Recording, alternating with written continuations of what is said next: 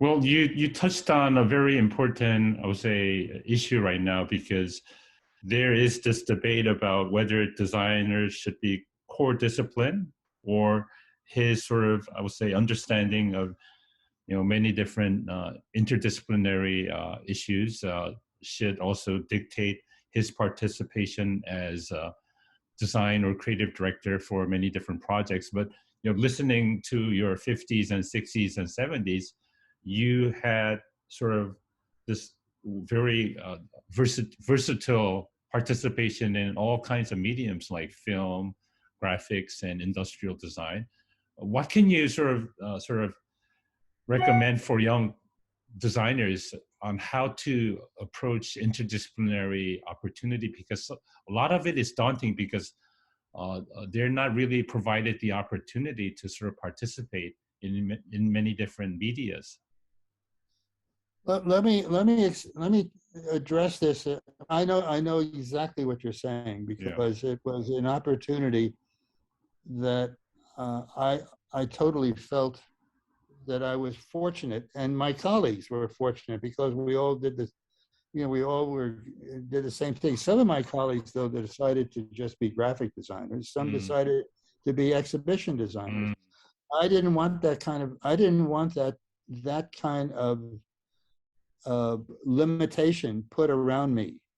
I wanted to be able to do all of those things, because I felt that it was necessary if I was going to do something fully for one of my clients, like an AT&T or an IBM and so forth. I was very fortunate to be able to have some of those big companies, but there were smaller companies that were evolving too, like Etsy and so forth, that were also important. Because, and so if you pardon me, if you design something that was going to be influential in what a product was going to look like, you wanted it to be supported by the graphics that would relate to it. So it was, one hand was leading into another, and it was the same kind of philosophy. I felt that was very important. So I wanted it that way, and other colleagues of mine did it. I was able to hire very, very talented young people who grew with me, and who felt the same way, so that they understood that if we were dealing with something that had to be manufactured a certain way, that it also had to be supported by materials and graphics and a philosophy that would go that way. The education I received at Pratt was that education, is that there was industrial design was thought of in a very broad sense, that it was a design for industry, and all kinds of things would be part of that industry. So there was no restrictions in a way. I think the restrictions that happen in many ways have to do with restrictions that someone puts on themselves. However, there are institutions, there are situations that are happening today that are a little bit different than maybe 20 years ago. Let's say 20 years ago, for all intents and purposes, computers were just starting to evolve. Maybe, maybe it was 25 years ago or something like that.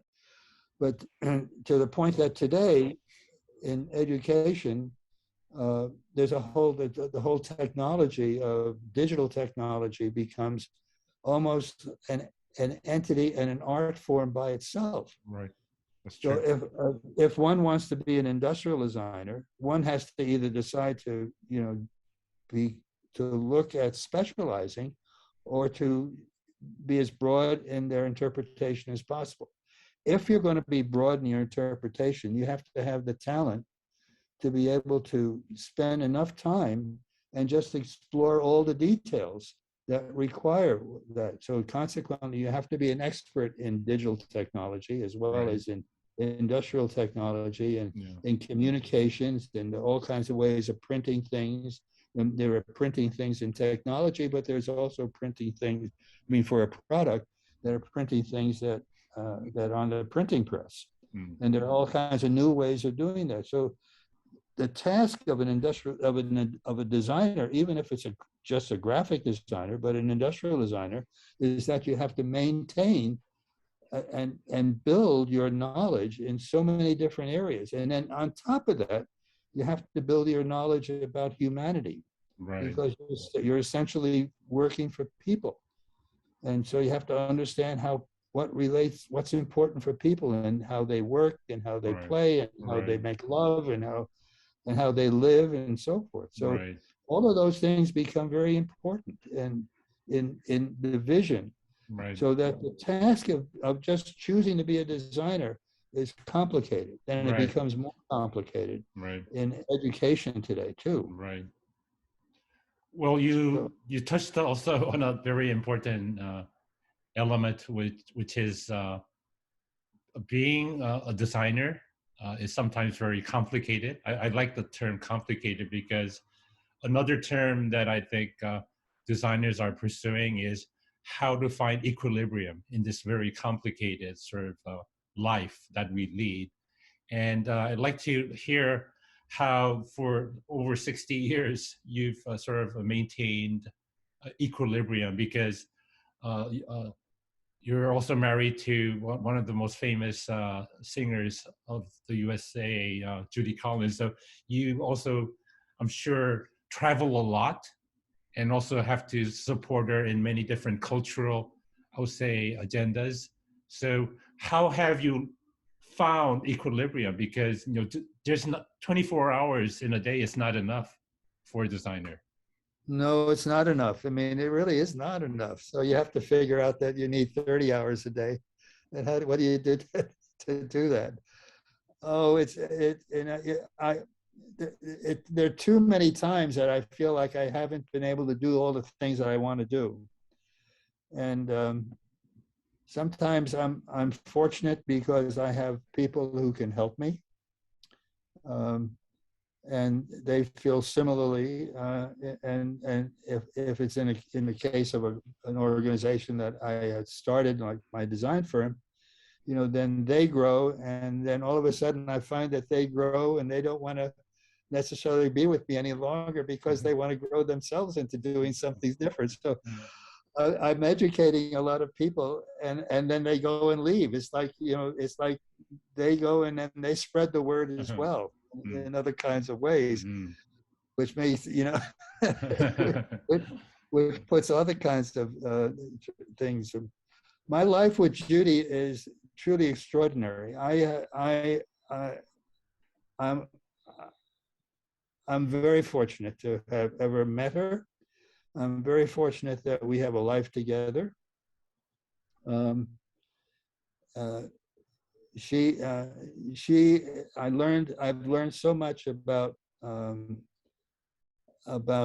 music and entertainment, and because that's a whole nother detail of how do you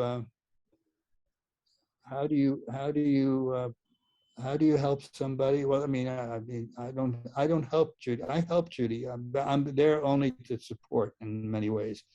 Although in the early days and so forth, she wanted me to help her choreograph. So I helped her choreograph all the songs and how Wow. she moved on stage Wow. from one place to another, so that she was more comfortable moving on stage from one place to another. So that happened, and all of a sudden then she didn't need to do that. She was comfortable just standing where she was, because then she was able to look and bring the entire audience to her from various places on the stage. She didn't need to move from stage right to all the way to stage left. She didn't have to walk all of that time. It's a matter of how people evolve and change in that process. In that process as well, I was teaching at one of the night schools here in New York, and the students would raise their hand. I would be talking about something, and they said, "We don't understand what you're saying. We can't hear you," or something. And I got very angry at myself, not at them, but because I didn't understand what I needed to do. So I asked Judy to come and listen. She said, "Well, you're not talking in a public voice." Mm.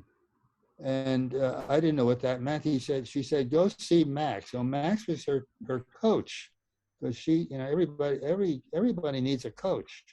Everybody needs help to support them. Everybody needs an editor. Right.